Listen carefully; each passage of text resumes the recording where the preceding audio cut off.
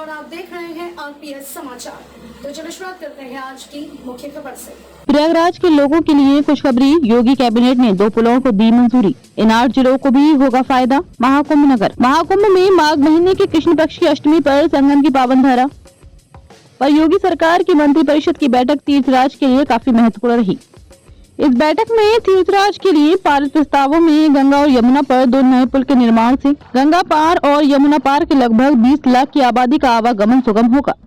कई जिलों की दूरी भी घटेगी। गंगा नदी पर सलोरी से हेतापट्टी तक 4 लेन का पुल बनेगा। इसकी मांग अरसे से की जा रही थी।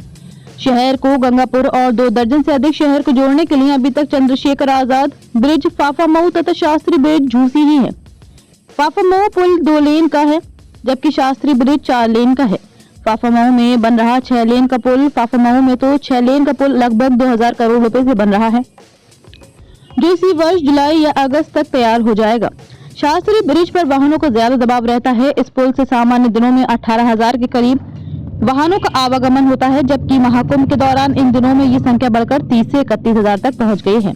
ऐसे में पुल के साथ ही झूसी साइड और शहर की ओर आलोपी बाग में अक्सर जाम लगता है। रात में नो एंट्री छूटने पर ट्रक आदि भारी वाहनों के चलने से आवागमन में काफी परेशानी होती है। सलोरी से हेतापट्टी तक नए ब्रिज के बनने से न सिर्फ गंगा पार के सहसों, बहरिया, फूलपुर, प्रतापपुर आदि क्षेत्रों के लोगों को लाभ मिलेगा, बल्कि जौनपुर, आजमगढ़, मऊ के साथ ही गोरखपुर की भी राह आसान होगी।